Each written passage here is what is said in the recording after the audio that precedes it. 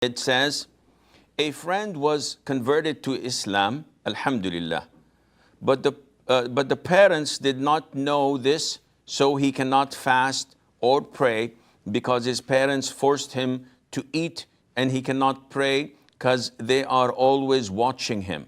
Is this a valid reason not to fast and not to pray? He's only 15 and he's unable to leave his home. What if it's a female? Well, alhamdulillah that he guided our brother to Islam, and this is one of the greatest favors and blessings of Allah upon him and upon any of us. The blessing of guidance is only given to those whom Allah Azza wa Jal loves. Those whom Allah Azza wa Jal does not love, He does not guide them because they don't want to be guided. Whenever an individual seeks guidance, searches for it, and try his level best to attain it, Allah Azza wa Jal would help him. As Allah mentioned this in the last verse of Surah Al-Ankabut, the spider. Now, Islam is a religion of ease, and it's a religion of weighing pros and cons. And this is all what Islam revolves around. Whenever the pros outweigh the cons, you have to opt for it. And whenever the cons outweigh the pros, then you have concession and permission to manage it in a different way. As Muslims, we're ordered to fast and pray. These are pillars of Islam.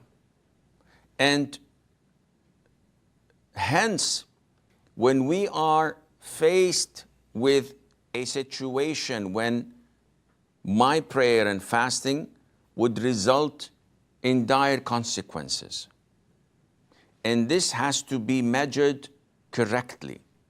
It's not a hunch or a gut feeling. It has to be a fact and a reality.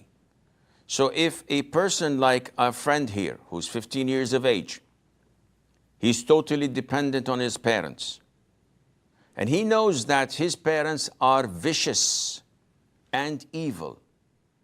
If they were to know that he is a Muslim, they would probably do heinous things to him, torture him, maybe accuse him falsely, maybe kill him, especially in the case of girls when they accept Islam.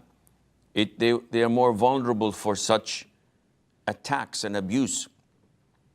So if he is afraid genuinely and truly of the consequences if his parents were to know, in this case, he has to conceal his Islam until he's able to find a way to move out or to have an alternative or a source of income or a way to convince them. But this has to be in accordance to a true and genuine feeling of threat to his life and well-being. Most parents would resist in the beginning, object, but in a couple of days, couple of weeks, things would go smoothly and normally, alhamdulillah, especially when they see that you don't have any tendencies of being a terrorist or showing any sort or form of aggression against them. So the vast majority of parents accept this, embrace it, and live with it. So we have to look into it and try to analyze and figure out the reaction so that we could base upon it our answer. So hypothetically, if they are truly aggressive and abusive, and you know their hatred to this and that they would torment you for it, in this case, conceal it.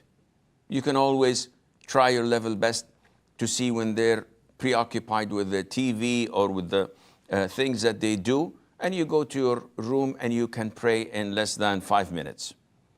As for fasting, you try your level best to give ambiguous answers that I had lunch with a friend, I had a meal with a friend, meaning yesterday, or that I'm going to eat out, meaning for breakfast, etc. You have to try your level best. And if you were first forced to break your fasting, then you can do that, inshallah, and make it up later on. And may Allah Azza wa Jal make it easy for you.